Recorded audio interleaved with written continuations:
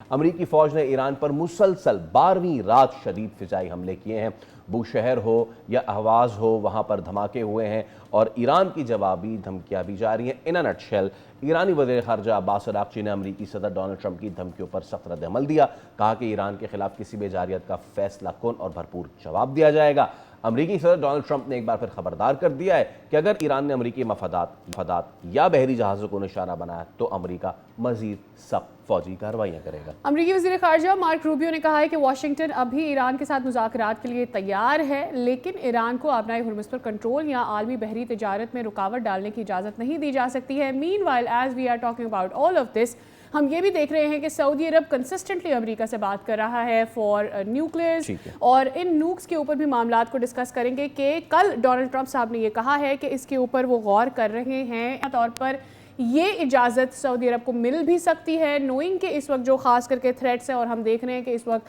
ان کے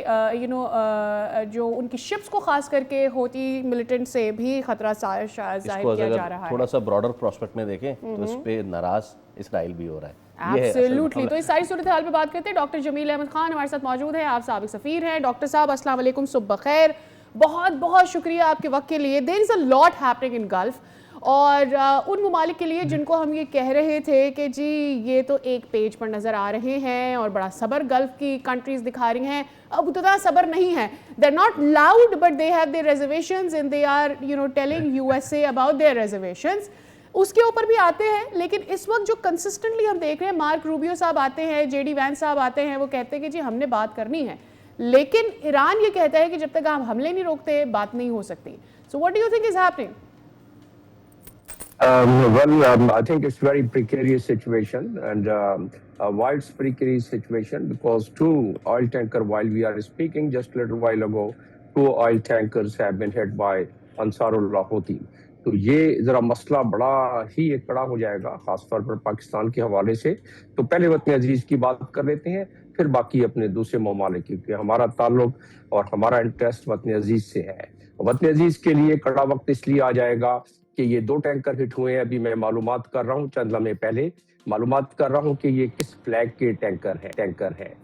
سعودی عرب کے فلیگ اس پہ اڑا تھا یا کوئی اور یہ جو آئل ٹینکرز ہیں، کیونکہ سعودی عرب نے بالکل واضح الفاظ میں، ان کے کولیجن فورس کے کمانڈر نے المالکی نے بالکل واضح الفاظ میں یہ کہہ دیا تھا، اور پھر پاکستان نے کل اپنے پریس ریلیز میں، منسٹری آف فارن افیئرس کے پریس ریلیز نے بالکل واضح طور پر کہہ دیا ہے کہ اگر ہمارے اس میں پانی جو ہماری جورسڈکشن ہے یا اس کے باہر اگر ہمارے میری ٹائم انٹرسٹ کو اگر گزن پہنچتا ہے، نقصان پہنچتا ہے یا سعودی عرب کو، تو ہم سعودی عرب کے ساتھ بھی کھڑے ہیں اور ہم پھر اس پر ایکشن لینے پہ مجبور ہو جائیں گے۔ یہ ہماری فارن آفس کا ہے۔ المالکی جو ہیں وہ ہیں IMCT کے سربراہ، جس کے 40 ممالک کے، اور وہ اس میں انہوں نے بڑی واضح طور پر کہہ دیا ہے کہ اگر یہ ہماری جہاز وہاں سے نہ گزرنے دیے گئے تو پھر ایسی صورت میں ہم ایکشن لیں گے۔ تو اس لحاظ سے کڑا وقت اس لیے کہ ہمارا پیکٹ ساروں کو پتہ ہے کہ ڈیفنس پیکٹ ہے، یہ اب ہمیں امتحان میں ڈالنا شروع کر دیں گے۔ میرا اپنا اب اس میں امید کی جو کرن نظر آتی ہے کہ ایران نے بڑے واضح طور پر کالیباف صاحب نے گزشتہ شب کہہ دیا ہے کہ اگر ہمارے انفراسٹرکچر کو نقصان پہنچا اور اگر ہمارے نیشنل انٹرسٹ کو نقصان پہنچا تو پھر اس خطے کے تمام انفراسٹرکچر کو ہم نقصان پہنچائیں گے۔ تو لہٰذا ان کو پتہ ہے،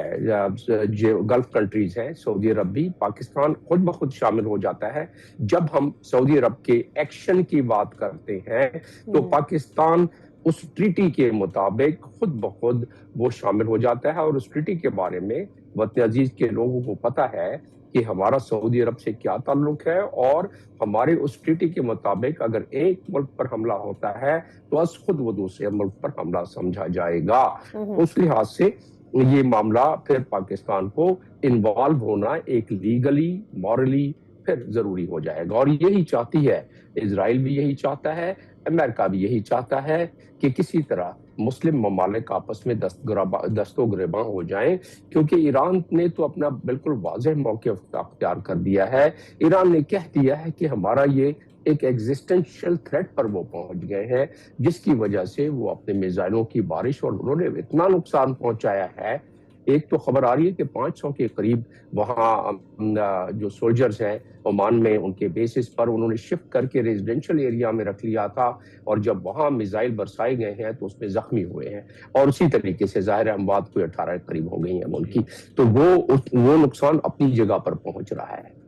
تو اس کو دیکھتے ہوئے محسوس یہی ہوتا ہے، کہنا قبل از وقت ہوگا، مشکل ہے، اگر تمام جو کہ کوشش جاری ہے پس پردہ اور نفسیاتی طور پر اسرائیل کی بھی اور امریکہ کی بھی، کہ کسی طرح یہ خلیجی ممالک ایک ساتھ جڑ جائیں، اور جب خلیجی ممالک جڑتے ہیں اور اگر وہ کوئی ایکشن لیتے ہیں ایران کے خلاف، تو سعودی عرب کی وجہ سے ہمیں پارٹی بننا پڑے گا، اور مجھے اسی کا خدشہ اور خطرہ ہے، اور اس میں اب تک تو ہم بہت ہی حساس معاملے کو بہت بہتر طریقے سے نیویگیٹ کر رہے ہیں۔ کس حد تک ہم نیویگیٹ کر سکیں گے جب ہماری ایک آبلیگیشن آ جائے گی، ٹریٹی آبلیگیشن آ جائے گی، یہ ایران کو بھی پتہ ہے اور ہم نے واضح کر دیا۔ بالکل ڈاکٹر جمیل صاحب، آپ نے 2-3 باتیں کی ہیں، میں سب کو اپنے سوال میں شامل کرتا ہوں۔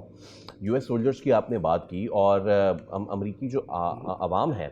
وہ اس چیز کو بہت زیادہ اپنے لیے مقدم رکھتی ہے کہ ہمارا ایک بھی فوجی کو گزند نہ پہنچے۔ 18 تو ابھی آئی ہیں کنفرمیشنز، نامعلوم بھی بہت سارے ہیں، اور یہ بھی معاملات ہیں کہ باقیات کو دیکھ کے جانچ کر کے ان کی شناخت کی جا رہی ہے، وچ مینس کہ نقصان تو کافی ہوا ہے۔ کیا یہ پریشر بلڈ نہیں کر رہا back in U S A and on Trump کہ جناب اس کو ٹھیک کیا جائے؟ میں اس تناظر میں بھی کہہ رہا ہوں کہ پیٹ ہیگسیت جو ہیں وہ کل یہ کہتے ہیں کہ ہمیں تو اور پیسہ دیجئے، ہمیں تو کرب کرنی ہے چیز۔ جی اپروو ہو گیا، وہ 1.15 ٹریلین کا اپروو ہو گیا، کانگریس نے کر دیا ہے، وہ جا کے سینٹ میں بھی اپروو ہو جائے گا۔ تو وہ تو خیر اپنی جگہ پر، اور اس کا مقصد یہی ہے کہ جو گلف میں جو تپش بڑھ رہی ہے اور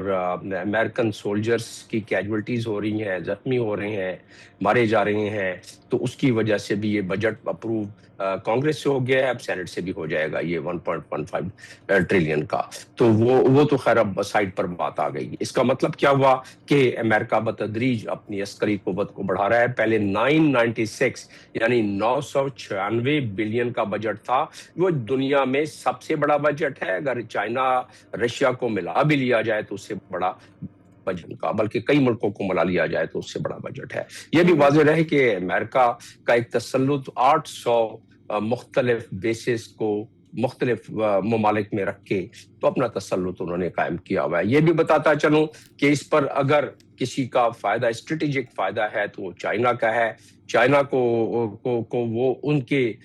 اس سے ڈومین سے جہاں پہلے وہ ساؤتھ چائنا سی پر اپنے سارے ایسیٹس، امریکن ایسیٹس کو لا رہے تھے، اب وہاں سے کھینچ کے وہ لے آئے ہیں خلیجی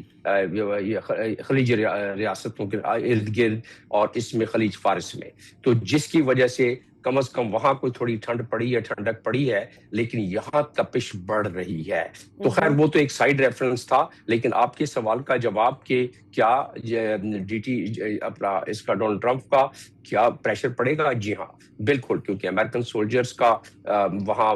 مارے جانا اور اتنے لوگوں کا زخمی ہو جانا، وہاں یقیناً ان پر پریشر پڑے گا۔ اور واضح رہے کہ جب بھی وار تھیٹر میں کوئی بھی ملک ہے وہ اپنی کیجولٹیز پوری صحیح معنوں میں نہیں بتاتا ہے، چھپا کے بتاتا ہے تاکہ مورال ڈاؤن نہ ہو، تو یقیناً کیجولٹیز زیادہ بھی ہو سکتی ہے۔ ڈونلڈ ٹرمپ پہ کیا پریشر پڑ سکتا ہے؟ یقیناً ان کے اپنے عوام کا، ان کے اپنے کانگریس کا، اپنے اپوزیشن کا، اپنے لوگوں کا پریشر پڑ سکتا ہے۔ اس پریشر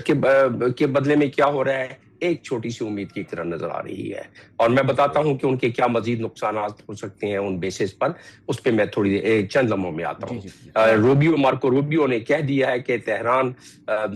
گو کہ سیریس اتنا نہیں ہے، لیکن U S is open minded, اور مڈل ایسٹ میں وہ چاہتا ہے کہ ولنگ ہے کہ انگیج کرے، نیگوشیٹ کرے اور سیٹل کرے ڈیفرنس۔ اس کو مارکو روبیو نے کل نہیں ایک شب پہلے کہہ دی ہے یہ بات۔ اسی طرح ڈونلڈ ٹرمپ جب اپنے بیانات دیتے ہیں تو اس میں ایک کونا خالی رکھتے ہیں، ایک گوشہ خالی رکھتے ہیں نیگوسیشن کا، ہر دھمکی کے بعد۔ تو یہ دو چیزیں، اور تیسرا اس میں امید کی کرن یہ ہے کہ